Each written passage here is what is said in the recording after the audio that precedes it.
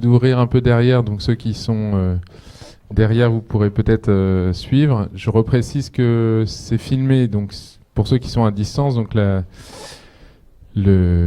conférence sera disponible aussi dans les semaines qui suivent, si jamais vous avez besoin de revoir ou d'éléments de reprécision. Je vais essayer d'être le plus complet possible ce matin pour vous présenter tout un tas de choses sur la formation en architecture, l'école d'architecture de Normandie, etc., le Parcoursup, enfin toutes les questions que vous voulez poser. Idéalement, je déroule tout ce que j'ai à dire et puis après on échange, vous posez les questions que vous voulez. Et puis après, de toute façon, on est à votre disposition pour ceux qui auraient des questions plus individuels, spécialisés, ou ceux qui osent pas poser des questions devant tout le monde.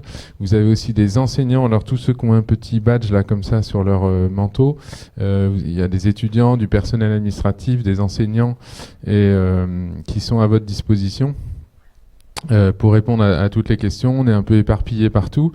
Et puis j'invite très fortement tous les jeunes lycéens ou jeunes bacheliers qui souhaitent discuter avec des étudiants à aller dans la salle qui est tout au bout, qui s'appelle la salle Renzo Piano, où vous avez les associations étudiants.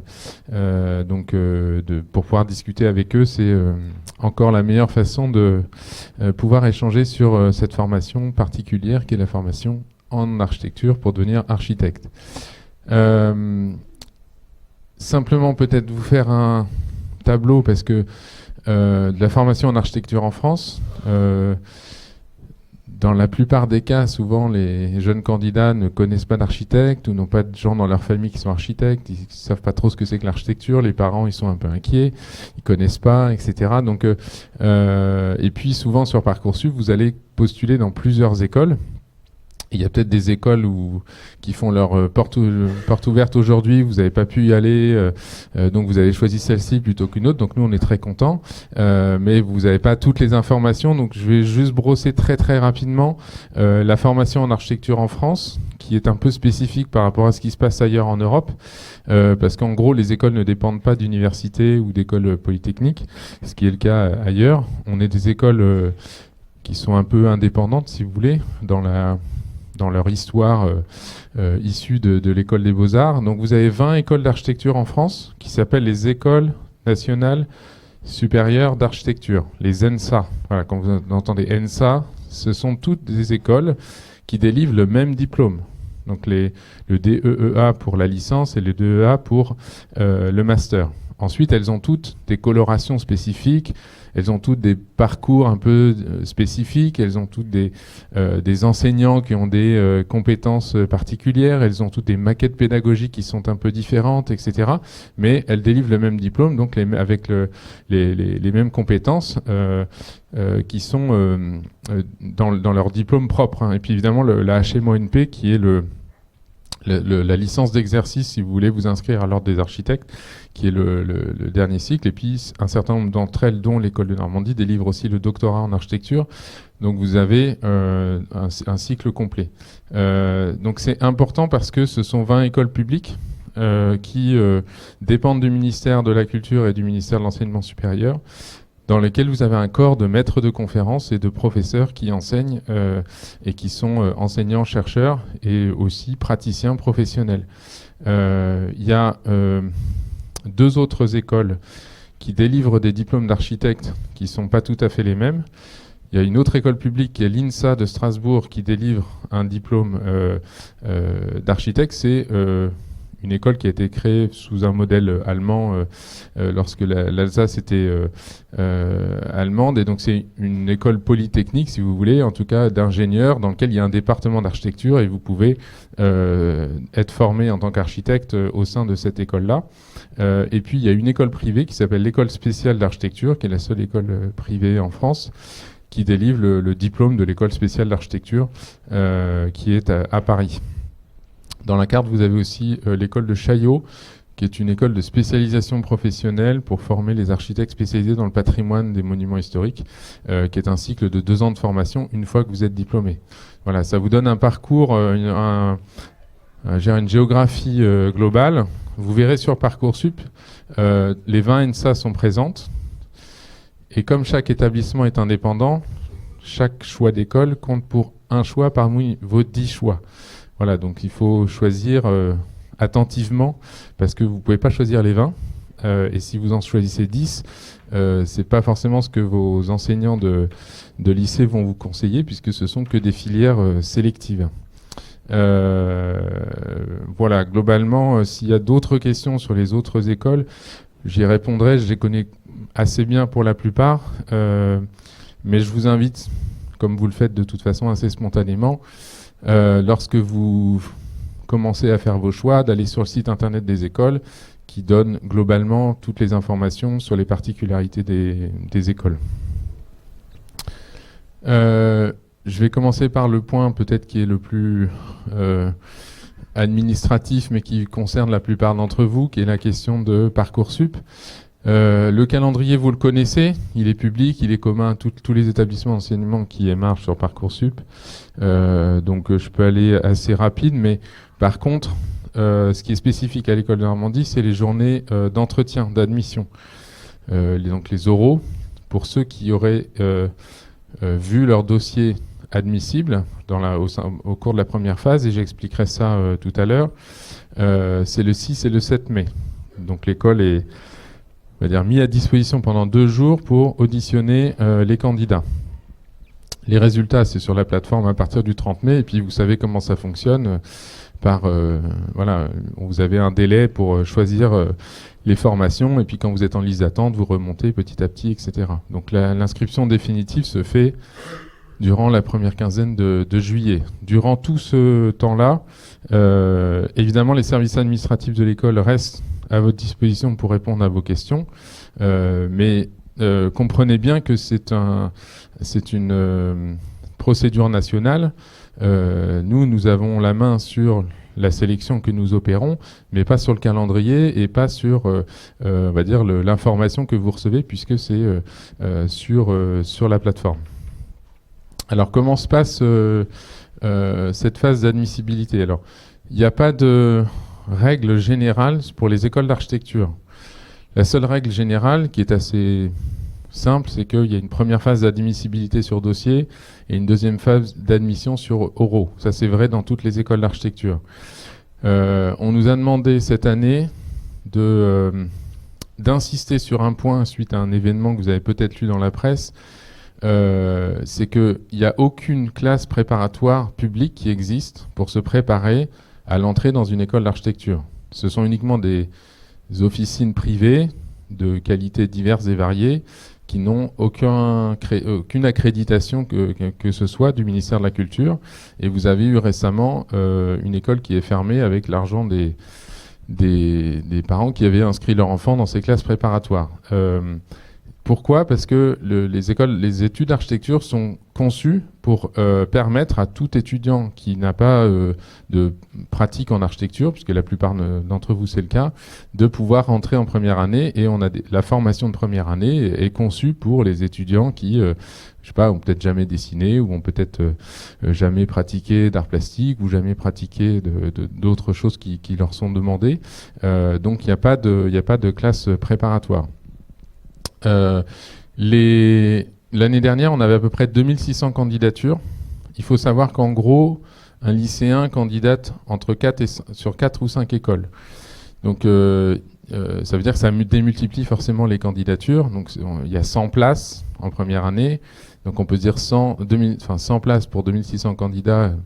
La sélection est assez rude. Mais en même temps, il y en a beaucoup qui trouvent des places, soit ailleurs, parce que finalement ils choisissent d'autres filières, soit dans une autre école, et donc il faut on va dire, mesurer la sélectivité à l'aune de ces informations.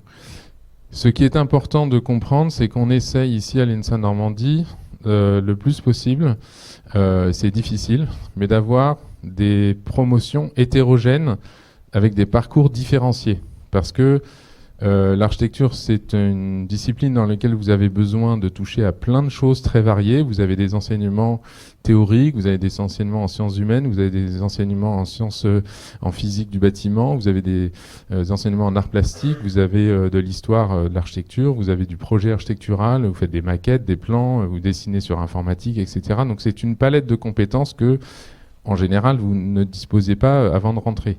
Donc, en fait, ce qui est intéressant, c'est d'avoir une promotion qui a le parcours le plus différencié pour que l'entraide entre étudiants se fasse entre ceux qui ont fait un parcours très artistique et qui vont pouvoir épauler leurs camarades dans ce domaine-là, ceux qui ont fait des études peut-être plus scientifiques et qui vont pouvoir épauler leurs camarades dans ce domaine-là, ou des études plus littéraires. Et c'est ça dont on a besoin in fine. Et puis après, je vous préciserai au niveau de l'oral, il n'y a pas que le parcours scolaire qui compte, mais il y a aussi la motivation.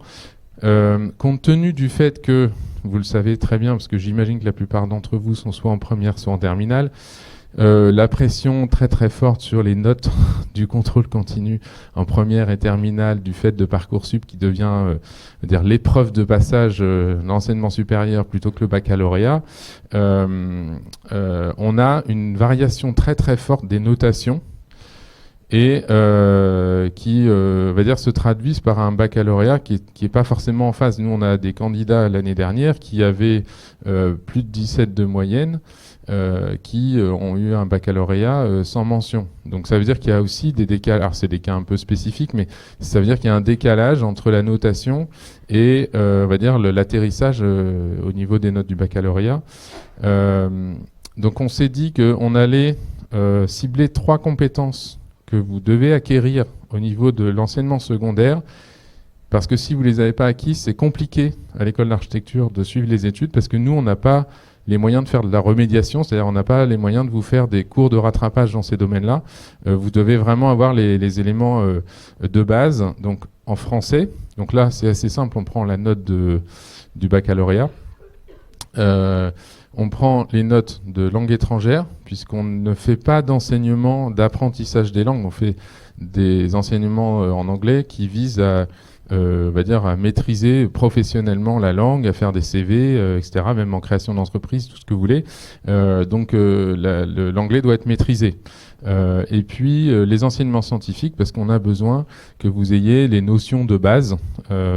Alors tous les candidats là, cette année n'auront pas eu la réintégration des mathématiques dans le cursus enseignement scientifique. Donc il faut qu'on détermine le périmètre selon les filières des enseignements scientifiques. Mais je pense que vous comprenez bien l'idée. Hein, c'est ces 3 socles-là qui constituent, dans l'analyse des dossiers que l'on fait, les notations qui vont pouvoir nous permettre de faire un classement de 1 à 2500 si on a 2500 candidats qui ont validé. Donc là, l'étudiant obtient le candidat obtient une note à l'issue de cette phase d'admissibilité. Et par rapport à l'année dernière, où on avait 500 candidats admis cibles à l'oral, on a décidé de passer sur 2 jours d'oraux pour augmenter par 2 le nombre d'admissibles pour, on va dire, maximiser les chances d'avoir les meilleurs étudiants aptes à suivre les études d'architecture. Donc en gros, notre objectif, c'est qu'il y ait à peu près 1000 candidats qui puissent être auditionnés à l'oral. Voilà, c'est ce on s'est donné ça comme objectif, en sachant que c'est évidemment une logistique très importante. Précision pour ceux qui sont déjà bacheliers, on prend la moyenne du bac avec les coefficients de la filière du bac. Petite précision pour certains, enfin ça peut concerner aussi certains, sportifs et artistes de haut niveau ou ceux qui sont dans le dispositif égalité des chances, qui est un dispositif d'accompagnement dans certains lycées au niveau national, ils sont admissibles par défaut, puisque ce sont des profils particuliers qui nous intéressent. Et puis sur les filières techniques et professionnelles, on maintient le pourcentage. S'il y a 3% de candidats au bac pro qui candidatent, il y aura 3% d'admissibles. Chaque année, on a quelques étudiants bacheliers des filières professionnelles qui intègrent entre 1 et 3. Et puis en technologique, c'est autour de 10 à 15%. C'est assez variable d'une année sur l'autre. Hein, donc les statistiques, elles valent ce qu'elles valent. C'est pas, on va dire... c'est pas récurrent. Mais voilà, c'est qu'en fait, on donne la meilleure chance possible à toutes les filières pour pouvoir passer l'oral, qui est, on va dire, l'épreuve la plus importante. Et là où vous allez pouvoir, c'est là où il faut investir du temps une fois que vous êtes admissible.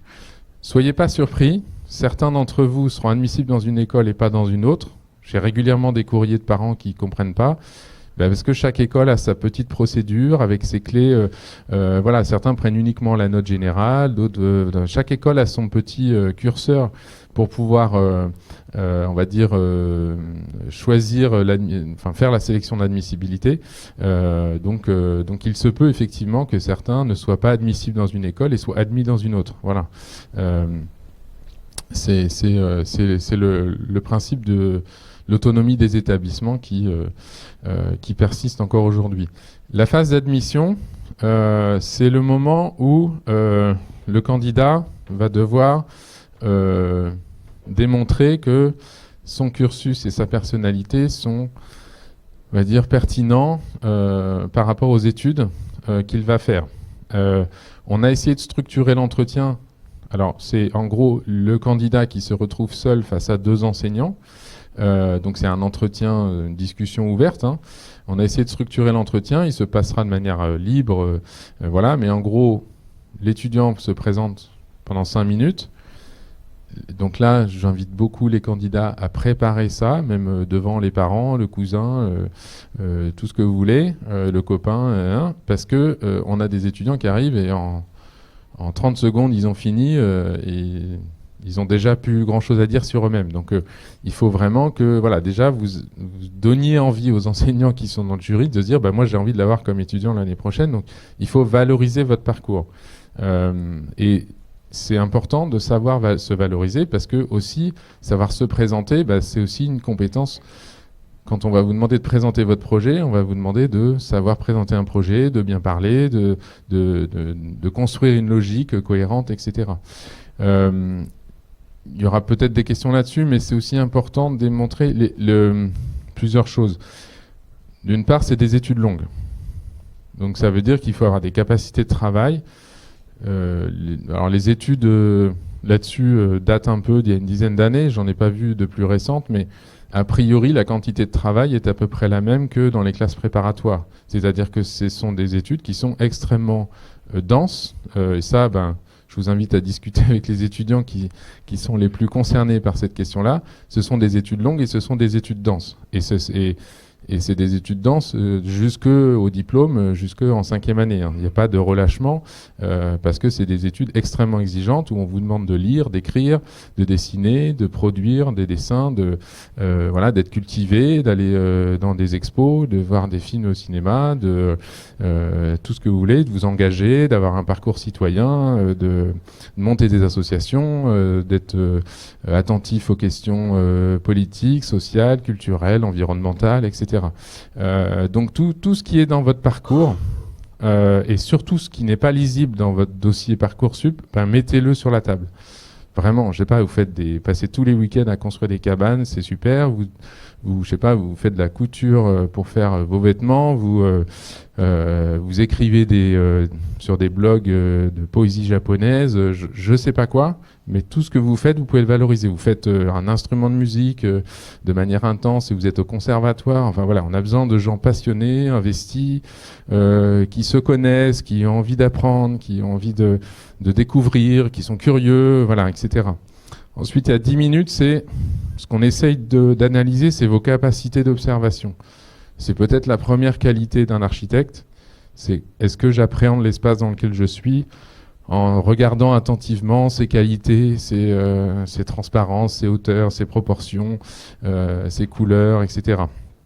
Là, il y aura des supports qui seront proposés, qui permettront d'aider des étudiants qui seront peut-être en plus grande difficulté, mais on va essayer d'accompagner les étudiants dans cette capacité d'observation et de description de l'espace et d'analyse des représentations. Donc ça sert à rien d'arriver en disant je connais 15 noms d'architectes, je sais pas quoi, etc. C'est vraiment vous qu'on attend là-dessus. Évidemment, si vous dites ça me fait penser à je sais pas quel bâtiment, c'est très bien, mais on n'attend pas de vous que vous soyez déjà cultivé en architecture, puisqu'en fait c'est le boulot qu'on a à faire une fois que vous rentrez dans l'école. Et puis il y a 5 minutes de conclusion, et là il y a deux options. Soit le jury pense que manifestement l'étudiant est pas semble pas encore armé ou assez mature pour rentrer dans une école d'architecture, et on va discuter avec lui des différentes options qui se présentent peut-être à lui. On a assez typiquement des candidats qui ont une vision extrêmement technique de l'architecture, et on se dit mais est-ce que une filière plus technique vous intéresserait pas plus, parce que sinon vous allez être un peu en fragilité en école d'architecture. Et puis sinon, si on voit que l'étudiant semble particulièrement pertinent, on va essayer de le motiver pour venir ici et pas dans une autre école, parce que s'il est pris dans une autre école, ça veut dire qu'on ne l'aura pas chez nous. Donc de reparler avec lui de pourquoi il vient ici, qu'est-ce qu'il a comme perspective, qu'est-ce qui l'intéresse dans cette école, et d'essayer de lui dire ce qu'il va pouvoir apprendre ici, qu'il pourrait éventuellement pas apprendre ailleurs. Il y a un classement final, le jury, on lui demande juste de dire il est prioritaire, ou alors il est admis, ou alors il y a des réserves sur son admission, ou alors il est non admis. Évidemment, les non admis sortent du classement Parcoursup et auront ne seront pas dans la liste d'attente, si vous voulez. Tous les autres seront soit classés dans les 100 premiers, soit dans la liste d'attente. Et le classement intermédiaire se fera à partir de la note obtenue lors de l'admissibilité. Voilà. Si c'est pas clair, je pourrais répondre à vos questions. Il y a donc 100 places en filière architecture.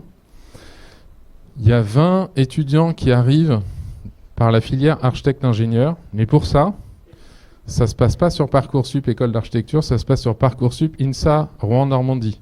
C'est l'INSA qui est en charge de sélectionner en première année des étudiants qui veulent suivre cette filière-là. Et c'est à l'issue de la première année à l'école d'ingénieur qu'ils subissent le même entretien, mais qui n'est pas sur Parcoursup. Et c'est là qu'on fait la sélection, nous, pour rentrer en école d'architecture.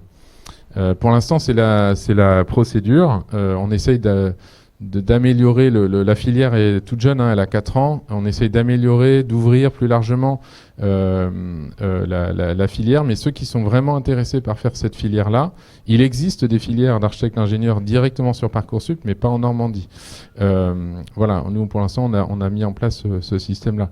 Ceux qui rentrent à l'école d'architecture et qui voudraient faire ce parcours-là, pour l'instant on n'a pas de dispositif qui permet de le faire. On est en train d'y réfléchir, mais c'est toujours un peu compliqué de mettre en place ce type de proposition. Et puis on a l'ENSA Normandie a deux sous-choix, c'est la seule école de France à l'avoir, c'est que vous pouvez rentrer ici à Darnétal ou suivre vos études à Hanoï au Vietnam.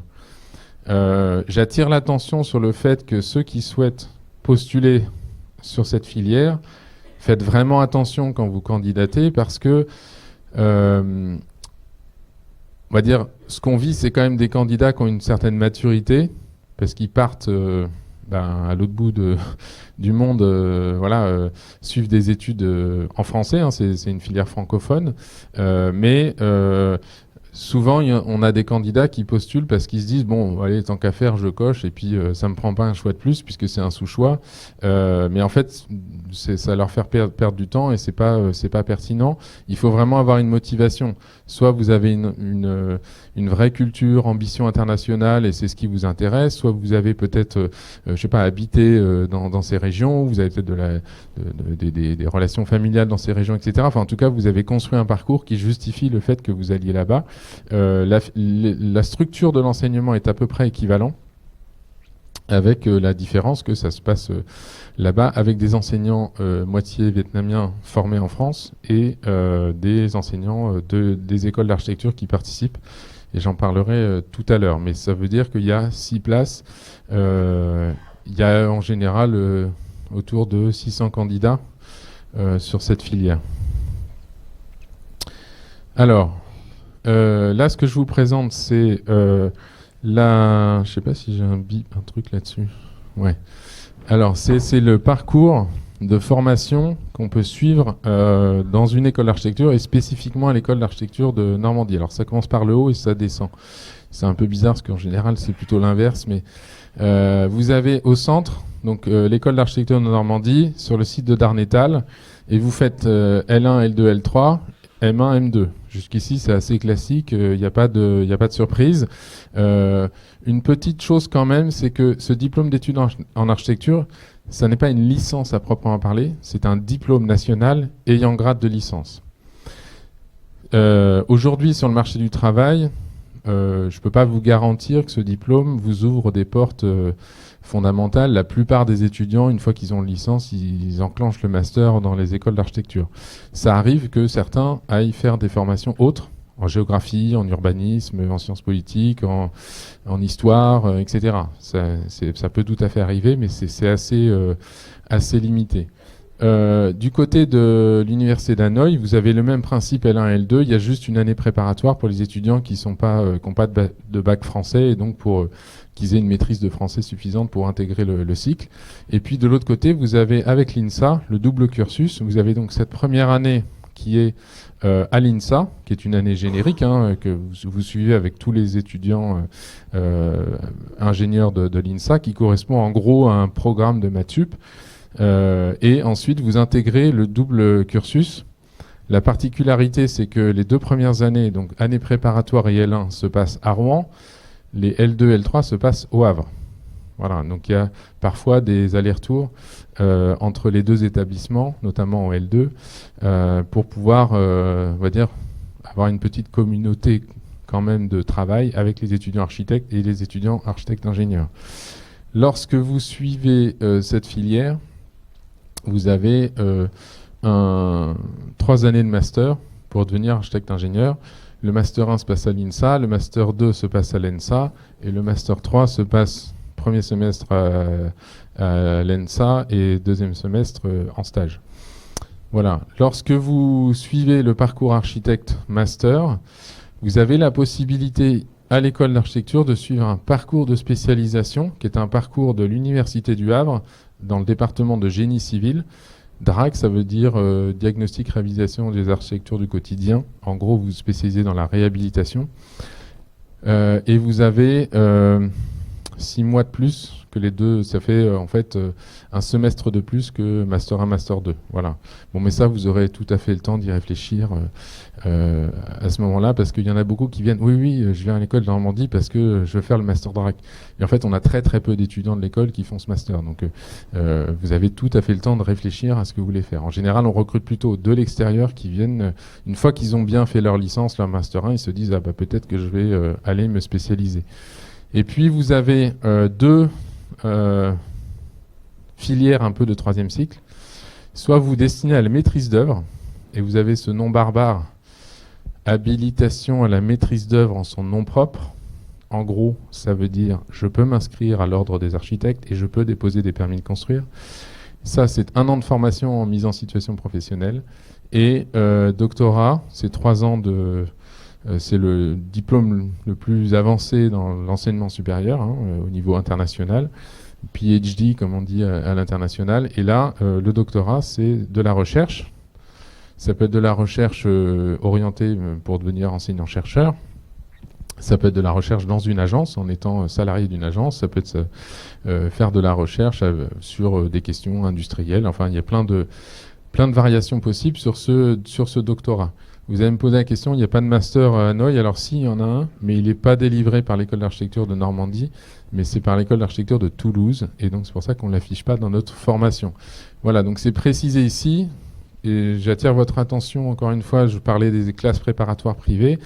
Lorsque vous candidatez dans un établissement d'enseignement supérieur, ces logos-là sont importants parce que vous savez qu'il y a une garantie de qualité de diplôme. Voilà.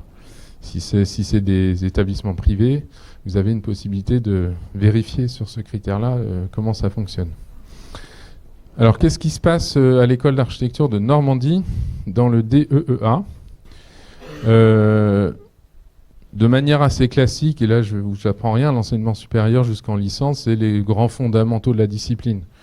Il n'y a rien de très spécifique à ça.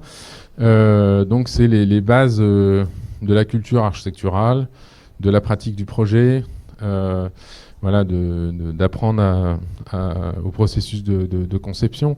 Alors vous en avez quelques exemples, mais surtout dehors, vous avez pu voir quelques réalisations. Ça, ce sont les deuxièmes années qui conçoivent ce qu'on appelle échelle 1. Donc on a une approche assez singulière à l'école d'architecture. C'est comme on a des locaux un peu particuliers, les étudiants sont très souvent invités à réaliser par eux-mêmes les objets qu'ils conçoivent.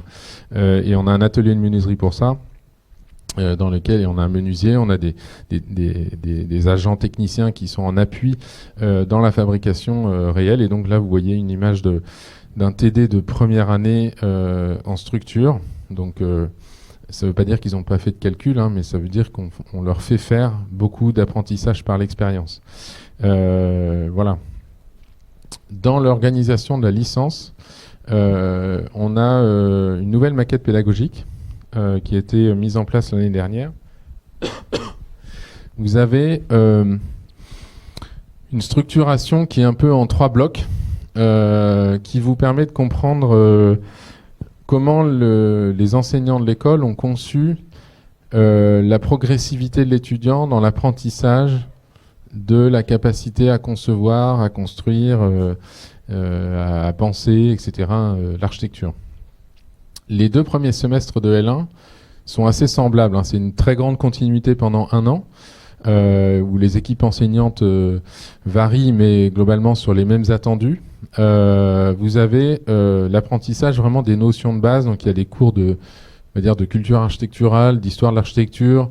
Vous allez analyser des bâtiments, apprendre à analyser. Vous avez des cours de représentation de l'architecture pour que justement vous maîtrisiez les outils de représentation, de compréhension de l'espace par le dessin, et donc de comment je conçois dans la tête et par la main un espace, et comment je le comprends et comment ensuite je retraduis mes projets.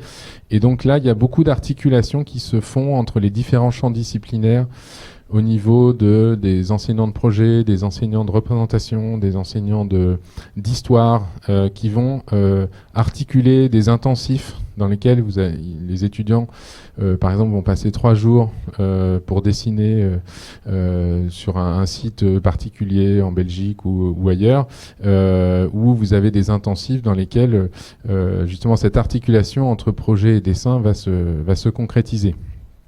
Il y a souvent des périodes intensives de workshop, comme on dit dans notre milieu, qui se déroulent autour de toutes les années. C'est-à-dire qu'on essaye vraiment d'alterner des semaines un peu classiques. Vous avez à telle heure, tel cours, etc. Puis des semaines où vous avez plusieurs enseignants qui vont de différentes disciplines, qui vont vous apprendre une compétence spécifique.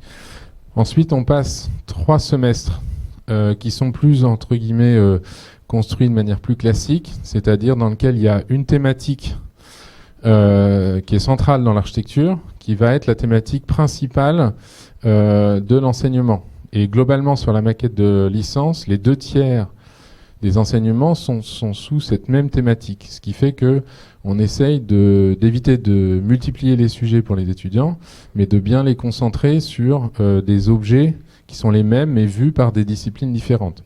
Donc vous avez le premier semestre sur en gros comment je construis dans un milieu. Donc ça c'est le résultat que vous avez pu voir là dans le parc. Ensuite il y a la question de l'habitat, donc comment je me loge, etc. Et puis la maîtrise des ambiances. Et puis ensuite la question de l'échelle urbaine territoriale. Voilà, donc vous avez 3 dispositifs très importants dans l'architecture, hein, qui sont identifiés, et la plupart des disciplines sont toutes orientées sur cette thématique pendant le semestre. Ensuite, vous avez un dernier semestre. En fait, on s'est dit là, les étudiants, ils sont dans un sorte de long tunnel d'apprentissage de fondamentaux pendant lesquels ils n'ont pas d'optionnel, ils n'ont pas de choix, ils font tous la même chose.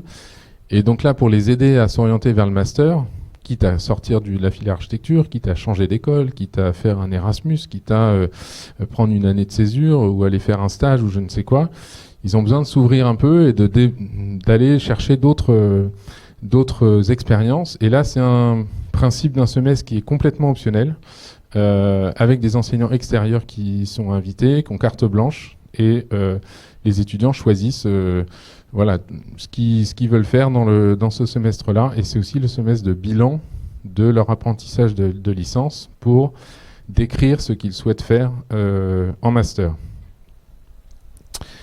Bon, ça j'en ai parlé, c'est la filière architecte-ingénieur avec l'INSA. Donc j'ai expliqué qu'il y avait 2 premières années à Rouen, 2 années suivantes au Havre. Une chose importante, c'est que ces étudiants peuvent choisir de ne faire que ingénieur ou que architecture, ou faire le double diplôme en 3 ans, architecte-ingénieur, à l'issue de cette formation. Et l'INSA et l'ENSA acceptent on va dire, de prendre en simple cursus ces étudiants. Ensuite, la licence délocalisée à Hanoï, j'en ai parlé. Donc, inscription va Parcoursup. Ceux qui sont ici à l'école d'architecture de Normandie peuvent aussi partir en mobilité là-bas, puisqu'on a chaque année une petite dizaine de places qui permet à nos étudiants sur le site de Darnétal de pouvoir suivre une année de formation là-bas. Une des colorations, la maquette pédagogique est à peu près la même, et il y a une coloration plus forte sur les questions paysagères qui est propre, on va dire, aux territoires sur lesquels on intervient au Vietnam. Je ne l'ai pas dit, mais donc c'est en partenariat avec l'HAU, c'est Hanoi Architecture University, donc qui est une université d'architecture. Il y a 15 000 étudiants, ils ne sont pas tous architectes, mais en gros c'est une structure quand même relativement large. Et comme je l'ai dit, les enseignants sont formés en France pour la plupart. Certains ont un doctorat français et d'autres ont des formations d'école d'architecture française. Le deuxième cycle, là est évidemment assez classiquement plutôt vers la professionnalisation, la spécialisation, l'apprentissage aussi de la recherche. Ça fait partie des attendus dans les formations en architecture que d'être sensibilisé ou de pratiquer la recherche. Et puis vous avez, on a construit à l'école un parcours de formation sur 3 domaines d'études. C'est le vocable qui est choisi. Ça veut dire que c'est pas comme dans une école d'ingénieur où vous êtes ingénieur en quelque chose. Ils ont tous le même diplôme à la fin, mais c'est simplement une sorte de porte d'entrée avec un point de vue sur des questions architecturales et urbaines qui sont posées dans chacun des domaines d'études.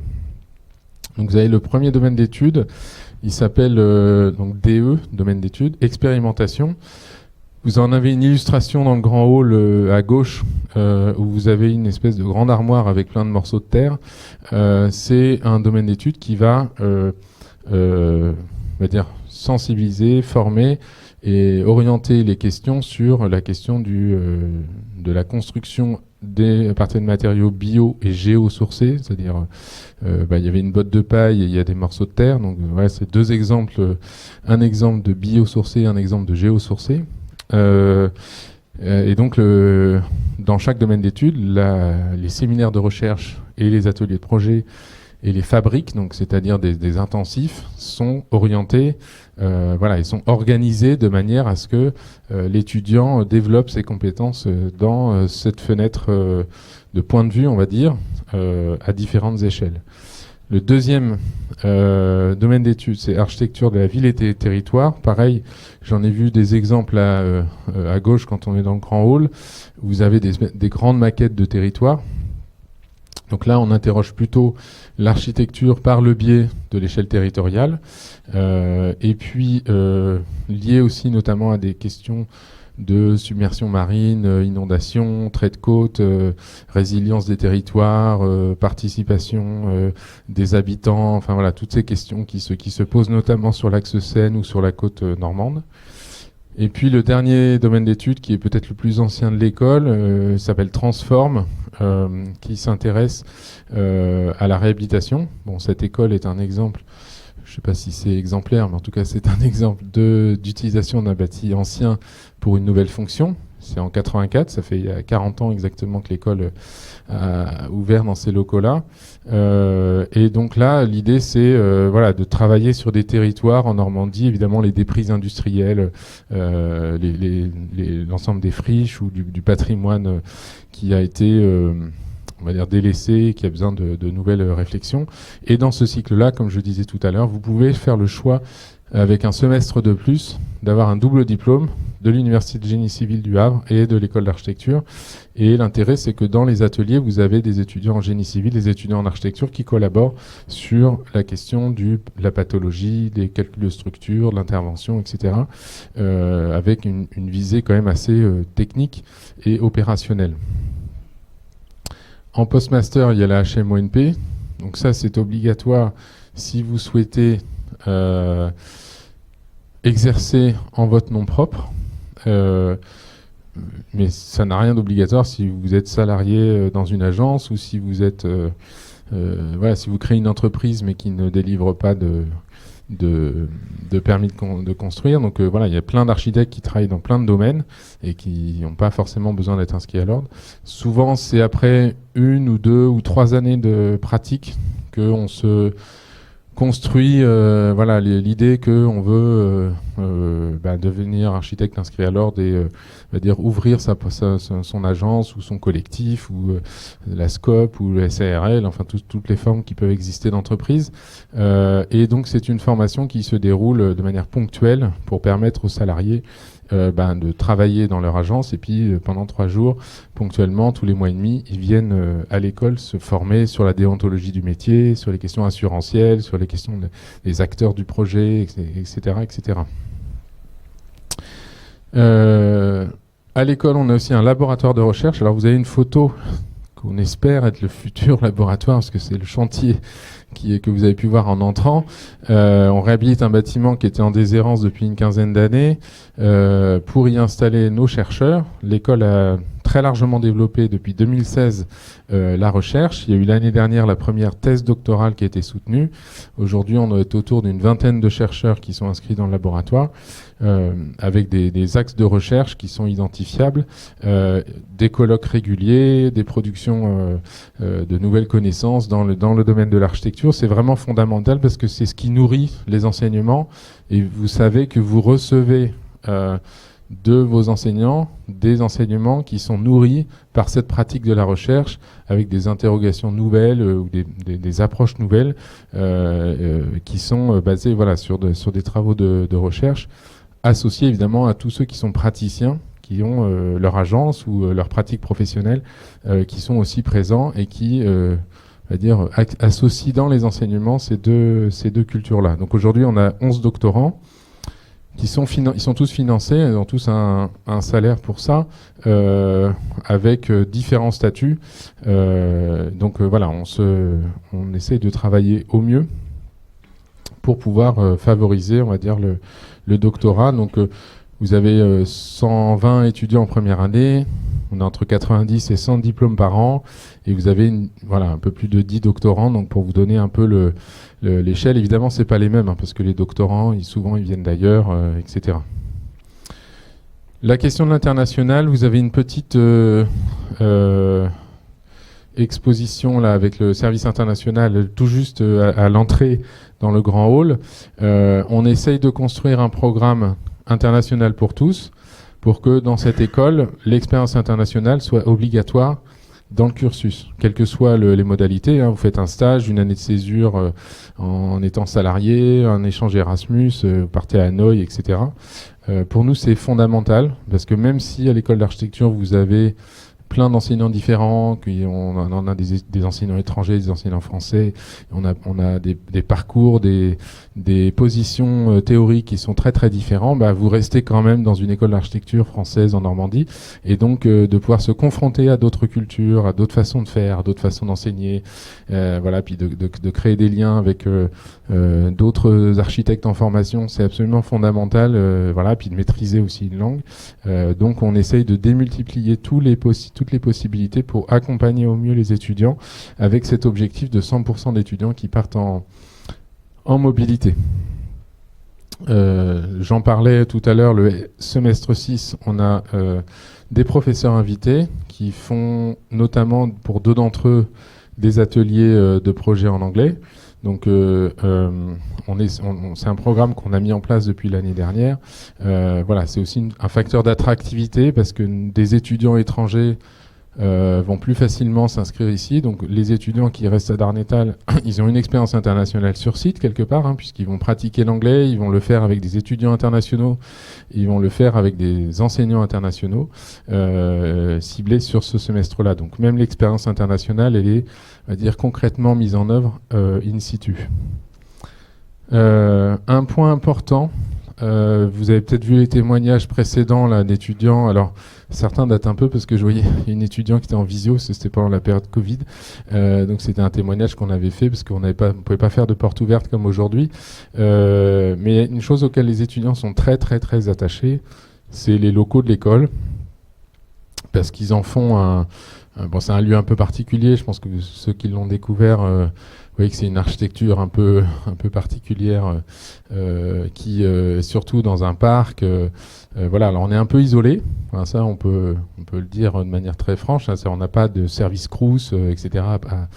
À disponibilité sur le site parce que historiquement l'école s'est pas construite au milieu d'un site universitaire. Par contre, on essaye vraiment de favoriser la vie étudiante le plus possible. Alors j'ai parlé du fait que l'organisation de la maquette pédagogique, elle est faite pour que les étudiants, on va dire, soient concentrés sur une thématique pendant le semestre et pas dispersés dans plein de sujets différents. Vous avez une journée d'études qui est libérée chaque semaine parce que c'est fondamental que les étudiants puissent avoir ne serait-ce que le temps de lire des bouquins qu'on lui demande de lire ou d'aller, voilà, ou d'avoir le temps de s'organiser en autonomie, etc. Donc vous n'avez pas un emploi du temps enfin, l'emploi du temps est organisé pour que vous ayez cette journée libérée. Vous avez un poste administratif qui est dédié à la vie étudiante.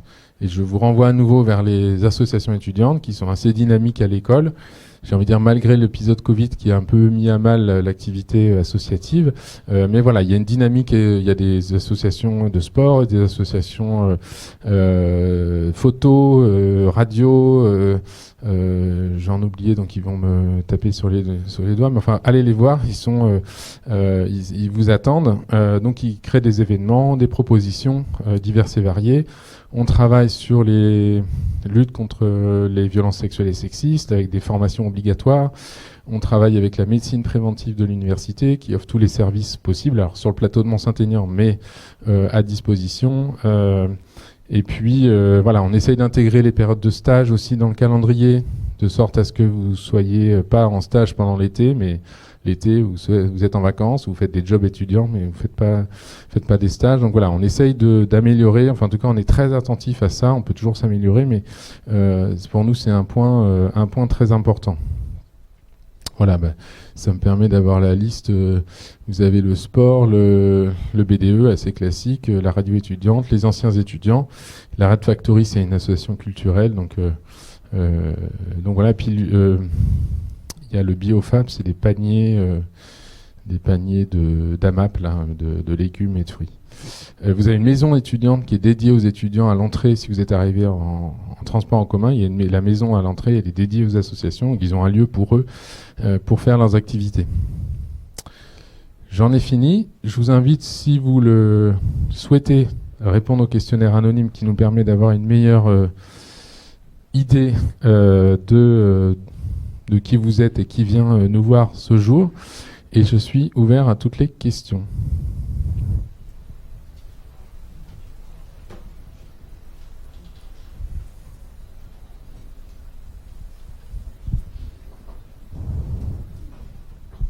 Ouais.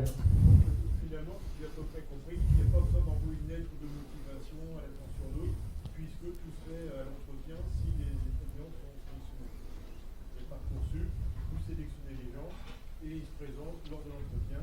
Il n'y a pas envoyé de lettre de motivation. De toute façon, la procédure Parcoursup, elle est assez classique. Il n'y a pas de... Voilà, je pense qu'il y a quand même un petit document qui est demandé en termes de motivation, voilà, mais qui sera lu au moment de l'oral.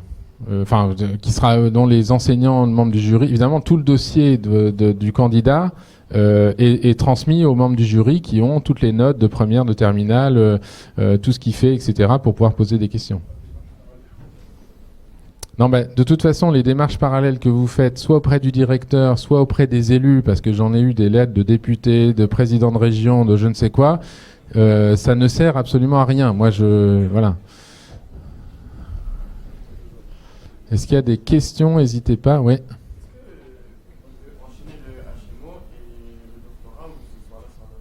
Alors la question c'est est-ce que on peut enchaîner HMO doctorat? C'est une très bonne question. Moi je rêverais d'un doctorat dans lequel on puisse faire ça HMO-NP. Pour l'instant c'est pas tout à fait conçu comme ça, mais j'ai envie de dire vous avez tout à fait le temps d'y réfléchir. Et la HMO c'est vraiment une formation où vous êtes salarié. Donc de toute façon c'est la question du financement de cette partie-là ne se pose pas. C'est une condition nécessaire et obligatoire pour pouvoir passer la HME. Vous devez être en situation professionnelle. Voilà. Oui.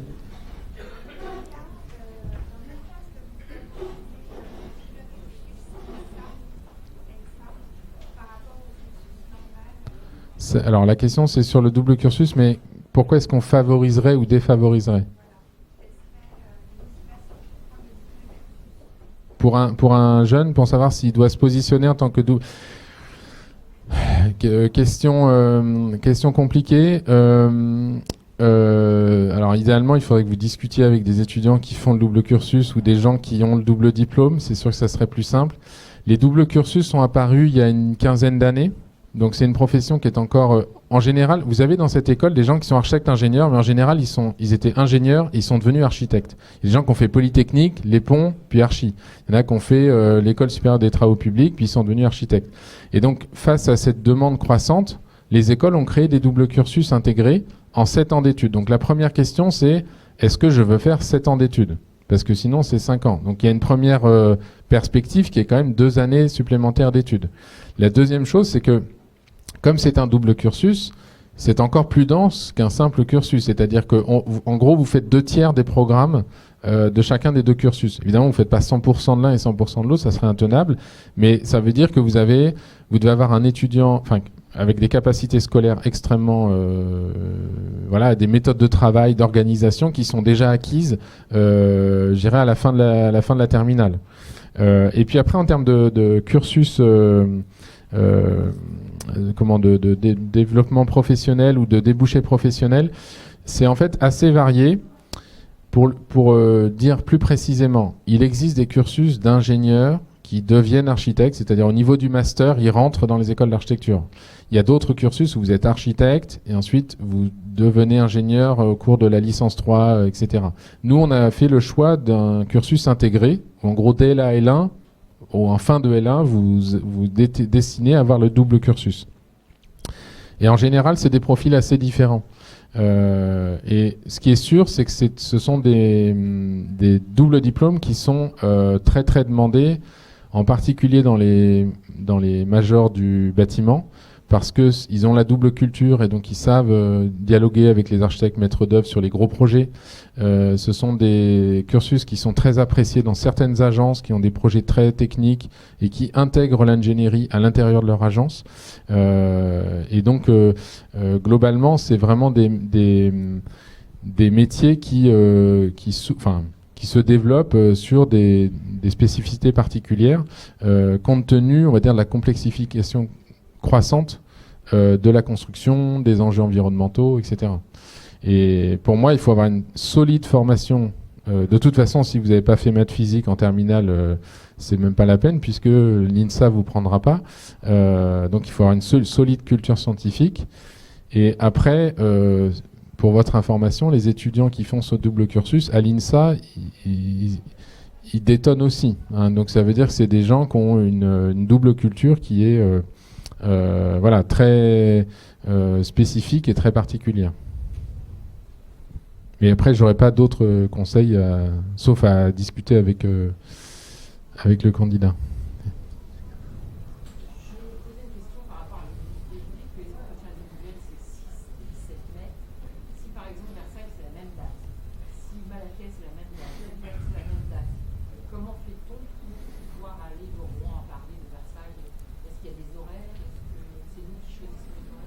Ouais, c'est une bonne question. Vous avez l'information comme quoi c'est la même date?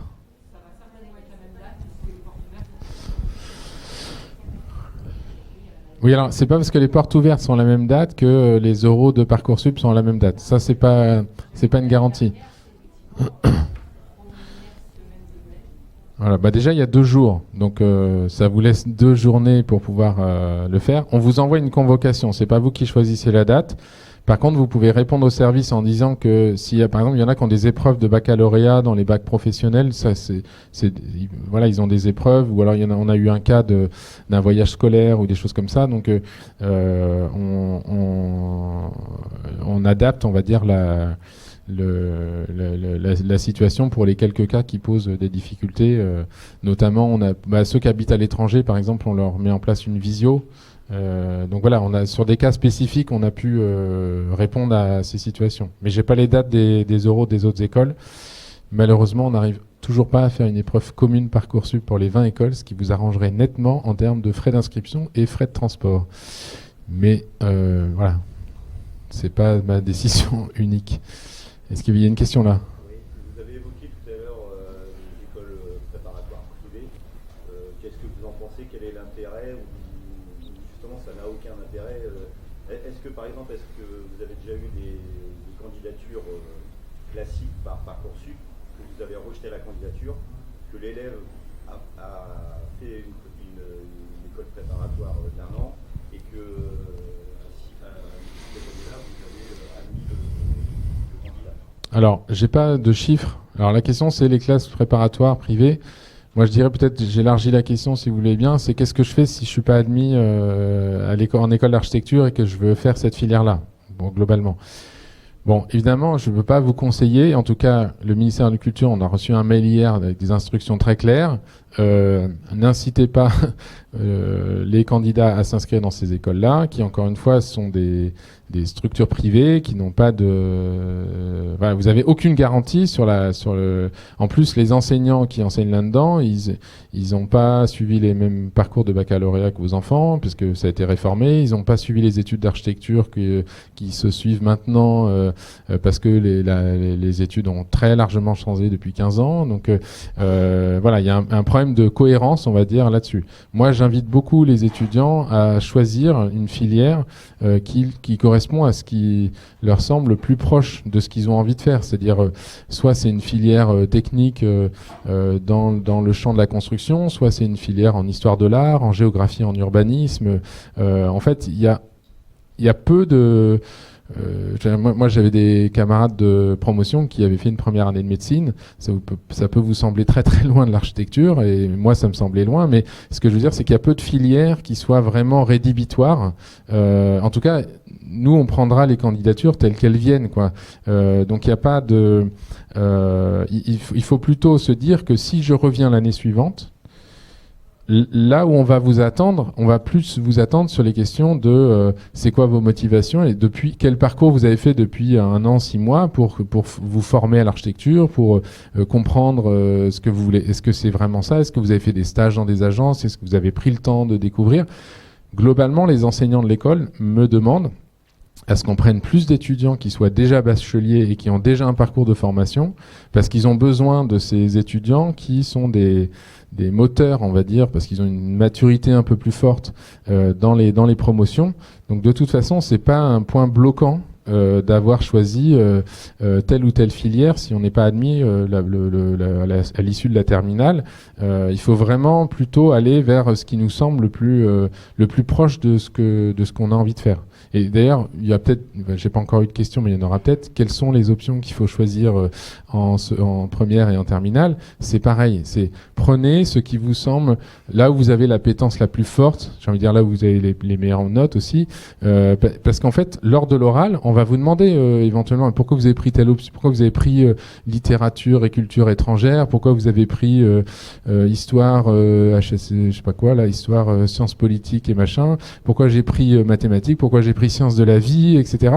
On va vous poser ces questions-là. Et donc, c'est pas une option ou une spécialisation ou une autre qui est fondamentale. On n'est pas une école d'ingénieur, on n'est pas une école de commerce, on n'est pas une filière, je sais pas, en physique ou en mathématiques à l'université.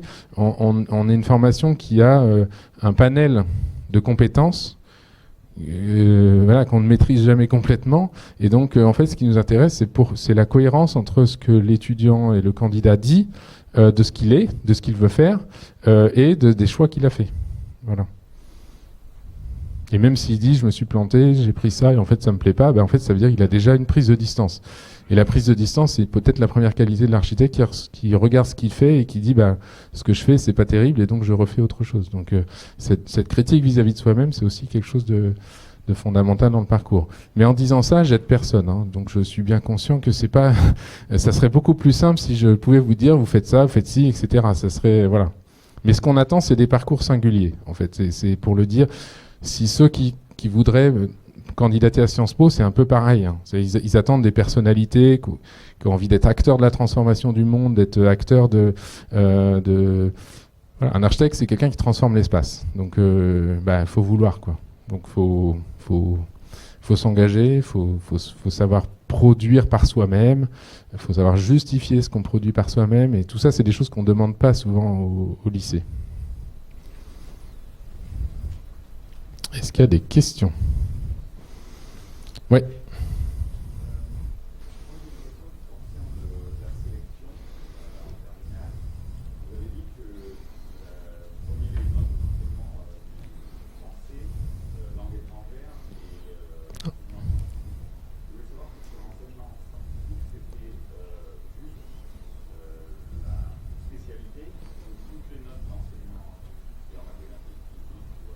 Oui. C'est une question qui est pas simple. Enfin, je l'ai dit, c'est que pour pouvoir le faire, il faut que, comme on a des filières, en fait, il faut imaginer que si vous prenez tous les baccalauréats possibles, y compris de l'ancienne formule, parce que parfois on a encore des étudiants de l'ancienne formule, on arrive à un nombre de cas extrêmement variés. Donc en fait, cette question-là, c'est une fois qu'on reçoit les candidatures, on sait quelles sont les filières qu'on a comme candidat, et donc à ce moment-là, on prend les notes qui correspondent, on va dire, dans la filière, à ce qui est le plus cohérent. Voilà. On sait que dans la filière générale, il y a un enseignement scientifique. Donc ça, on sait qu'on peut le prendre pour tout le monde. Mais dans les filières professionnelles et technologiques, ça dépend vraiment des filières. Et il y en a tellement que on peut pas le déterminer à l'avance. Donc en gros, on élabore dans la commission les éléments qui sont retenus pour pouvoir travailler à partir des candidatures. C'est pareil si on a des notes socles, puisque en fait, on considère qu'il faut un minimum de connaissances. On s'est dit, la note SOC, c'est peut-être 12, on va dire, c'est un peu au-dessus de la moyenne. Ça veut dire qu'on maîtrise l'anglais, on maîtrise l'enseignement scientifique. Mais si ça se trouve, si on prend les 1000 premiers et qu'ils ont tous 15 de moyenne, la note socle, elle va servir à rien. Donc, c'est pareil, la note socle, elle va être fixée en fonction des candidatures. En fait, c'est le principe d'un concours, entre guillemets, c'est-à-dire que ça dépend du niveau de vos collègues qui candidatent en même temps que vous. Voilà. Il n'y a pas d'algorithme. Alors, sachez un truc, il n'y a pas de sélection à partir du lycée d'origine. Vous venez de toute la France.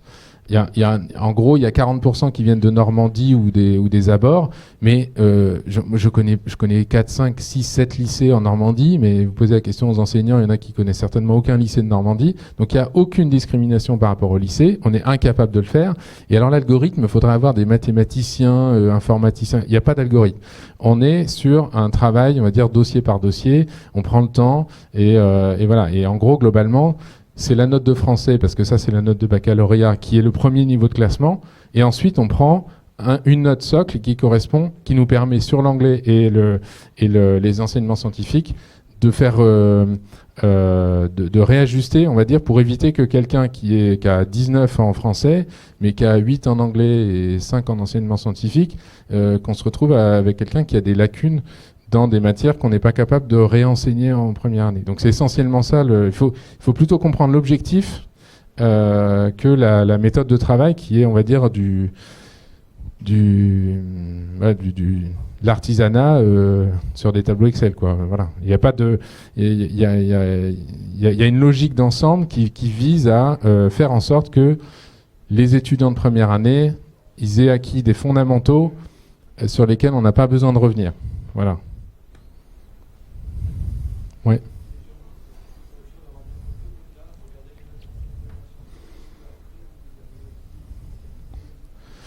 Non, ça, je pense que c'est plutôt quelque chose qui va être regardé au moment de l'oral. Ça dépend un peu, en fait, des personnes des étudiants qui ont un peu, j'ai dit des étudiants, mais des candidats qui ont un peu de mal à parler, qui savent pas vraiment parler d'eux, etc. Bah, on va essayer de gratter un peu pourquoi vous avez choisi de la physique, etc. Par contre, un étudiant qui va parler beaucoup de lui, qui va dire voilà, j'adore la physique, etc.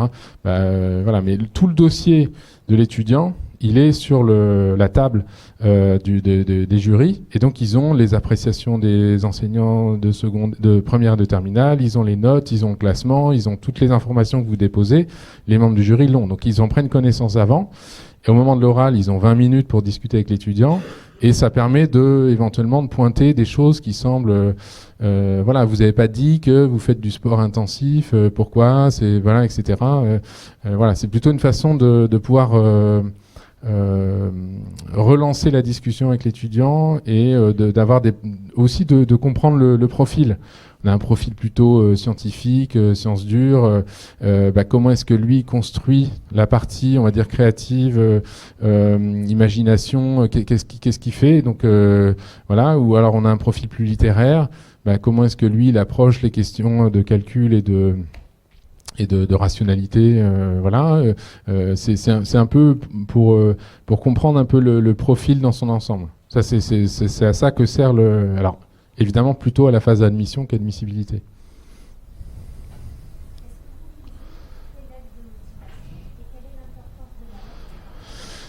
Alors, elle est lue en phase d'admission. Voilà, comme tous les autres documents. Mais elle n'est pas prise en compte dans la phase d'admissibilité.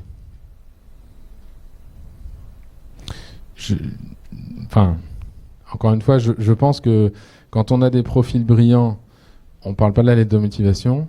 Quand on a des profils qui sont moins dissertes, un peu plus difficiles à décrypter, on va aller fouiller dans le dossier pour aller voir, au fond, je ne comprends pas très bien ce qu'il veut. Qu'est-ce qu'il a dit dans ce document, c'est quoi les arguments qu'il a mis en place. Donc je vais essayer de le relancer. Vous avez parlé de, je sais pas, du village en montagne que vous visitez chaque année, qui est magnifique. Est-ce que vous pouvez m'en parler, etc. C'est une façon d'avoir des points de discussion, parce qu'on n'a que 20 minutes avec quelqu'un qu'on n'a jamais vu de la vie. On doit déceler derrière l'écran ça. Alors une chose qui est fondamentale, je dis à tous les candidats qui sont là, ne vous inventez pas une vie qui ne vous existe. Ça se voit tout de suite. Voilà. Et si vous dites qu'est-ce que vous avez lu, vous répondez l'ingénu de Voltaire. Oui, ok, ça c'était au programme de première. Qu'est-ce que vous lisez vous, voilà. Qu'est-ce que vous avez vu comme bâtiment? Ah, j'ai vu la cathédrale de Barcelone de Gaudi. Oui, ça c'était un voyage scolaire en 3e. Ok, on passe. Donc qu'est-ce que vous faites, quoi? C'est quoi votre personne? C'est la personnalité qui donc il faut exprimer. Alors évidemment, ça peut être, j'ai vu le Gaudi, c'était génial en voyage scolaire, et puis après, depuis 3 ans, je me passionne, je fais des dessins à la manière de Gaudi, machin, etc. Mais il faut vraiment que ça vienne de votre de votre personnalité. Et si vous citez le programme scolaire que vous avez suivi, ça n'a pas d'un grand intérêt, parce que c'est pas vous qui l'avez découvert. Voilà, et je vous dis, ça peut être de votre pratique professionnelle, personnelle, citoyenne, associative, je sais pas quoi. Vous êtes responsable de jeunes dans des camps l'été. Vous êtes tout ce que vous voulez, mais il faut savoir construire ça. Il faut apprendre à construire une présentation qui essaye d'expliquer toute la palette de sa propre personne, quoi. Ce qui n'est pas évident, parce que la plupart ont 17 ans, voilà. Mais bon, c'est l'exercice. On n'est pas méchant, on mord pas, on pose des questions, on est gentil, on sourit, on déstresse l'étudiant, souvent l'étudiante qui est stressée. Souvent, c'est les garçons qui parlent pas et des filles qui sont stressées. Mais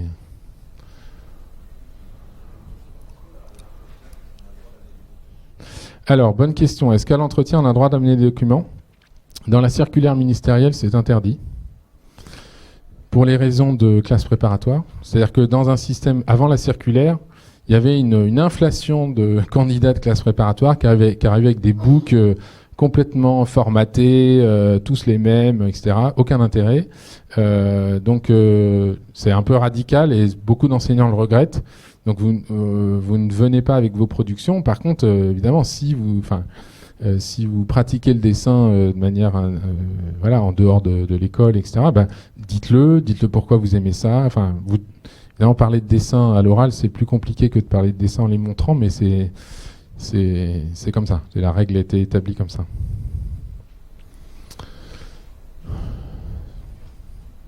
Est-ce qu'il y a d'autres questions? Ouais. Ouais.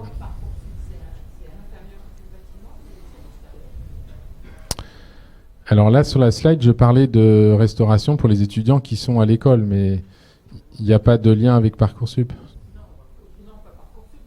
Ah, c'est hors Crous, oui. Alors, dans les équipements que l'on a à l'école, dans les services, on a effectivement une cafétéria, mais qui est une entreprise privée et donc c'est hors tarif Crous.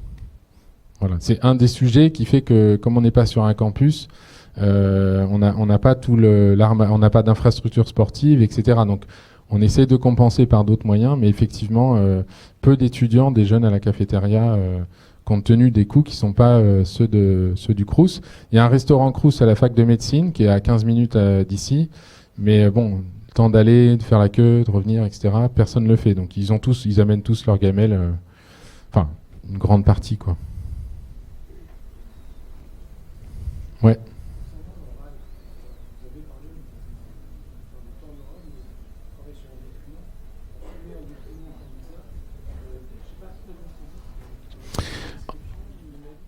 Oui, en fait, l'idée, c'est que voilà, ce qu'on peut essayer de déceler à l'oral, au-delà de la qualité scolaire de l'étudiant, de son parcours, de ses activités, de ce qu'il fait, de ce qu'il aime, de ce qu'il n'aime pas, etc. Donc, est-ce que je me connais, est-ce que je me connais pas, hein, il y a, je veux dire, on va faire un focus central sur la capacité de l'étudiant à observer et à décrire et à analyser ce qu'il voit. Et j'ai envie de dire, si l'étape est validée, c'est ensuite comment, derrière ça, je convoque un imaginaire ou une série de références que je suis capable d'investir sur une image. Et donc, un exercice très simple, ça peut être simplement de décrire la pièce dans laquelle on est. Et ensuite d'essayer où on avait demandé aussi de décrire le chemin que l'étudiant avait fait depuis au moment pour arriver jusqu'à l'école. Et en fait, l'idée c'est qu'est-ce que j'ai observé, qu'est-ce que j'ai compris de cet environnement, parce qu'il y en a qui regardent leurs chaussures. Et ben ça c'est pas un bon point pour être. Vaut mieux faire comment on appelle ça, cordonnier plutôt qu'architecte dans ces cas-là. Donc il faut lever la tête, il faut regarder son environnement. Et puis derrière, on espère qu'il y ait une petite curiosité de culture générale qui vous permette de citer un bouquin, un film, une revue, un sujet, un paysage que vous avez vu pendant les vacances, etc. Mais souvent, ça se passe très bien. Il n'y a pas de piège. Enfin, il n'y a pas de. Souvent, c'est très spontané, quoi. Voilà.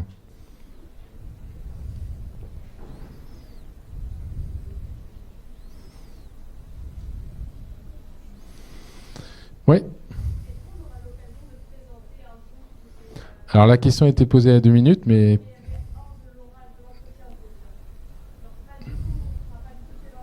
Non. Alors, sauf si vous êtes inscrite, peut-être que si vous avez vraiment envie de présenter votre book en premier jour de rentrée à vos enseignants, vous pourrez le faire, mais pas pendant les épreuves voilà. Pas pendant les épreuves Parcoursup. J'avais vu une main, ouais.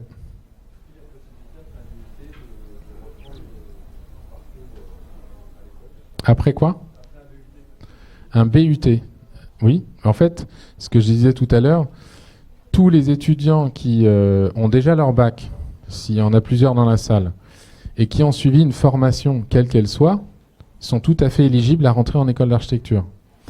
La seule particularité, j'ai envie de dire, et ce que j'ai dit tout à l'heure, c'est que dans ce cas-là, le jury va être beaucoup plus attentif à la manière dont l'étudiant présente sa curiosité, son appétence pour l'architecture, que pour un étudiant de terminale, pour qui on ne va pas spécialement attendre de connaître le nom des grands architectes, d'avoir visité des bâtiments, des expositions, etc.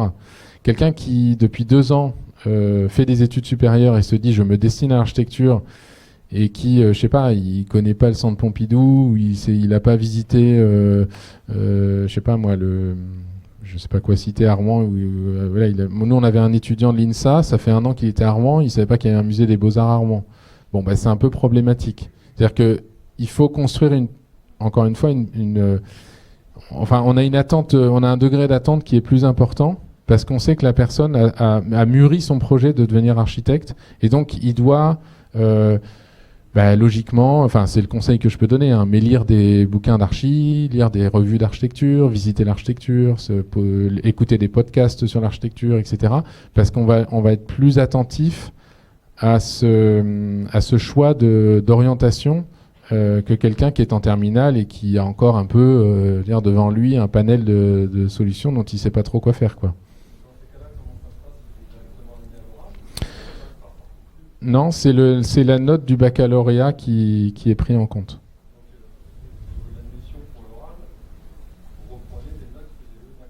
Oui, et après, les notes qui sont dans la formation d'études dans laquelle il est sont dans le dossier au niveau du jury, comme les notes de spécialité d'un terminal, etc. Donc en fait, on voit si l'étudiant il est dans une filière qui lui plaît ou pas, quels sont ses points forts, etc.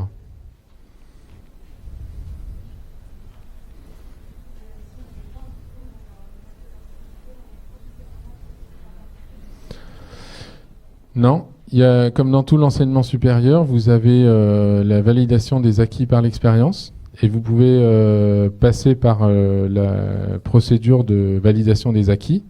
En général, enfin moi je ne connais pas d'étudiants qui soient passés par la validation des acquis en deçà de la licence. Donc voilà, on a des... En fait, la pratique du projet architectural, elle est enseignée nulle part ailleurs qu'en école d'architecture, sauf de manière très particulière dans des écoles d'architecture intérieure, par exemple, mais sur des domaines un peu spécifiques. Et donc, voilà, ça fait partie des filières dans lesquelles vous pouvez intégrer l'école en L2 ou en L3, mais la plupart du temps, les étudiants intègrent la L1, même après un parcours Voilà.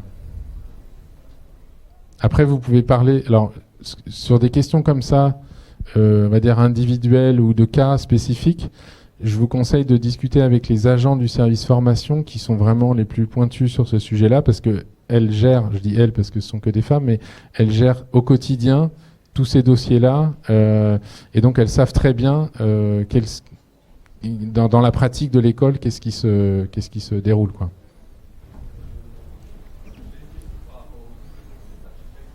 Ouais.